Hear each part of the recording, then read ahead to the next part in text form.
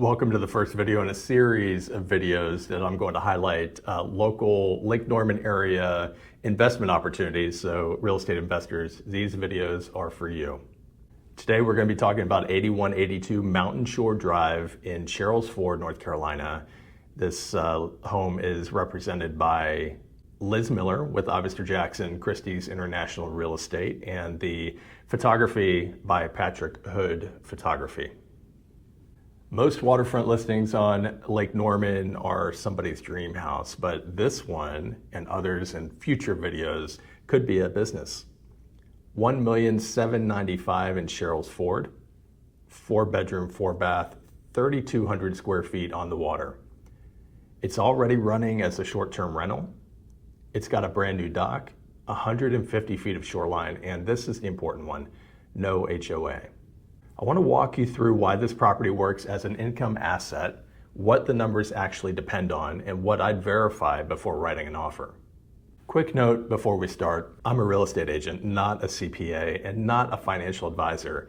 Nothing here is tax or investment advice, and nothing here is a revenue projection. I'm showing you the framework and the questions. The numbers have to be yours, confirmed by your people. All right. Let's start with the least glamorous line on this listing because it's the most important one, no HOA. On Lake Norman, homeowners associations are where short-term rental plans go to die.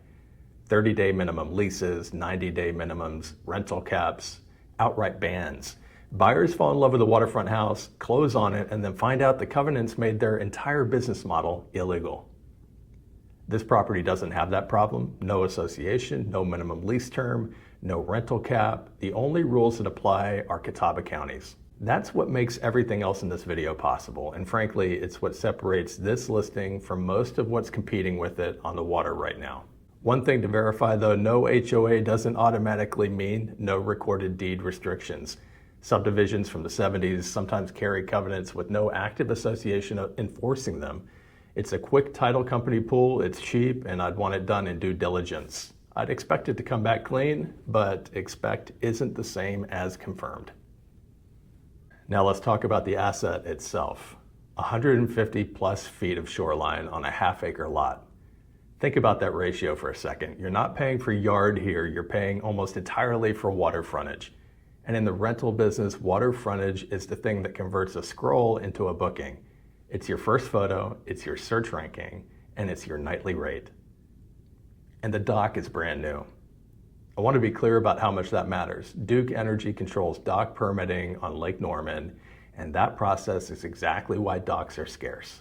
A waterfront rental with a private dock and one without are two different products at two different price points. Guests are booking a lake house to be on the lake. The dock is the product. Buying one that's already built, already permitted, and already in the water removes both the cost and the timeline from your first season.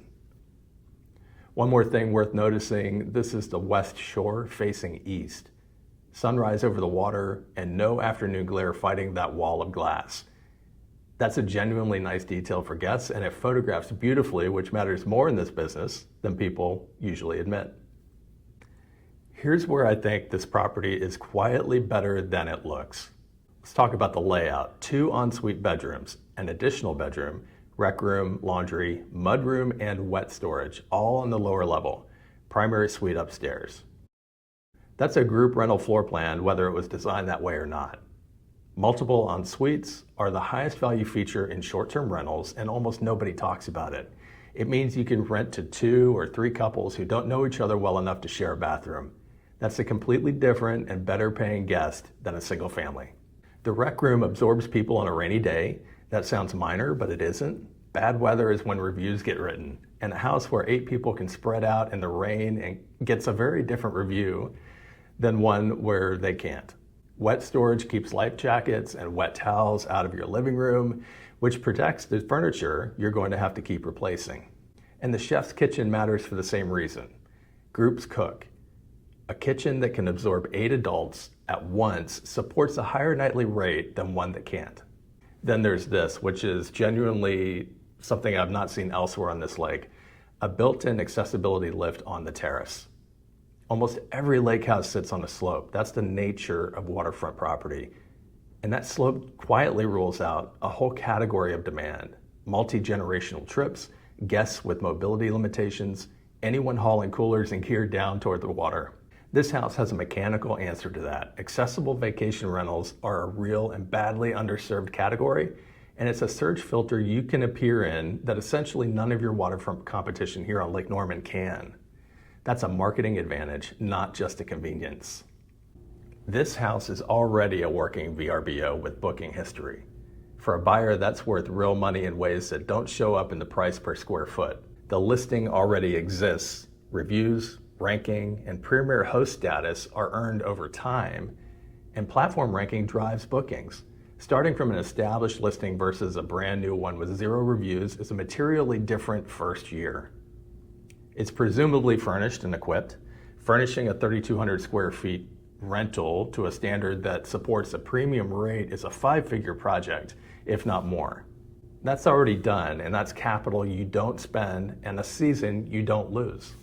There's operating data. You're not projecting into the dark. Somebody has already found out what this house rents for.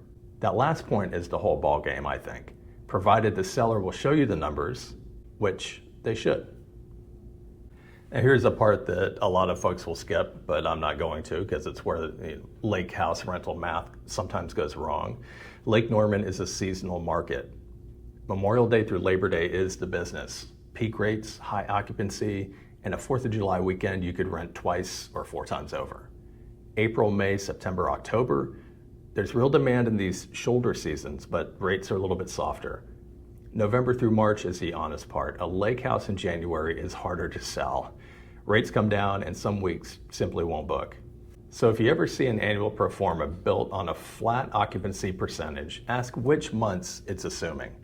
A model where February performs like July isn't a model. Peak season carries the year. You need to see how far it carries. Now that said, this particular house has a better off-season argument than most, and it's a real one, I think. The rec room, the multiple en-suites, and the accessibility lift mean this property works for group stays that aren't about the water. Holidays, family gatherings, multi-generational trips where getting everyone comfortable matters more than boating weather. Most lake rentals are only sellable when it's warm. This one has something to offer in November and December. That's an argument, not a number, but it's the kind of thing that shows up in a seller's off-season occupancy data. So that's something we'll go look at. And then finally, let's talk about the elephant in the room. This home was built in 1978 and comprehensively renovated.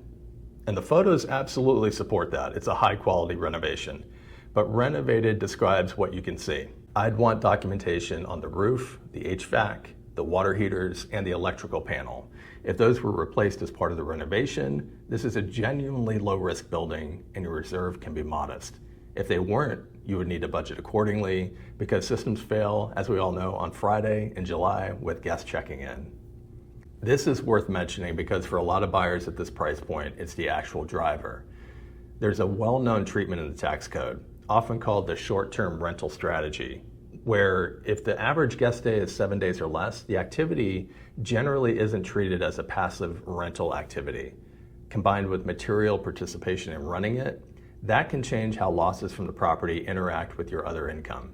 Pair that with a cost segregation study, which reclassifies components, furniture, appliances, fixtures, land improvements, onto shorter depreciation schedules. And then with bonus depreciation, which lets qualifying components be deducted upfront rather than over decades. A fully furnished, fully renovated, operating short-term rental is a strong structural candidate for this, because there's simply more reclassifiable property in it than in a bare long-term rental. All right, so if I'm representing a buyer on this, here's what goes over on day one. On the rental business side, platform-generated booking and revenue statements. I'd want to see 2 years if possible. Occupancy and rate broken out by month. Annual averages hide the winter, the off-season. We want to see it month by month. Expense records, management, cleaning, utilities, insurance, repairs. Review history and whether the listing itself transfers or if you will have to start fresh with this property. Itemized furniture inventory and whether it conveys. We'd want to get that into the contract. On the property itself, we want to look at the roof, HVAC, water heater ages, and replacement records. Electrical panel updated in the renovation, or is it the original? Hopefully it was updated. And then finally, that Duke Energy dock permit, confirmed, transferable, in writing. Of course, we'll also go over Catawba County rental rules, current requirements, and anything pending. None of this is me being skeptical about the property, but it's just the difference between paying $562 a square foot with confidence and paying it on faith. And the last thing, if you're looking at this listing on Zillow, there's estimates at 1,668. They're asking 1,795, about 7% over that Zestimate.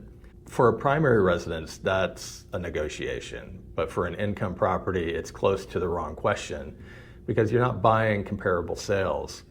You're buying a cash flow stream, a tax position, a furnished turnkey operation, and an appreciating waterfront asset with a permitted dock. The real question is, at 1,795, what does the actual net income support?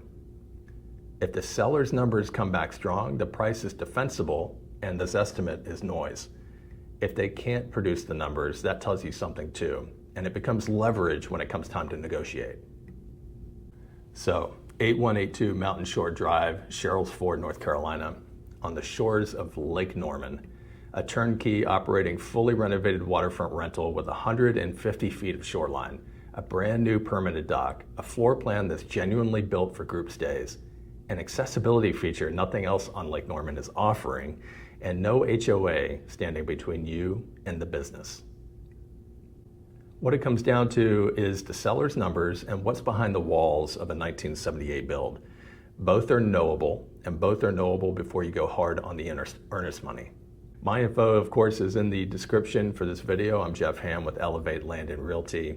I am a investor-friendly real estate broker here on Lake Norman, North Carolina. Would be glad to help you.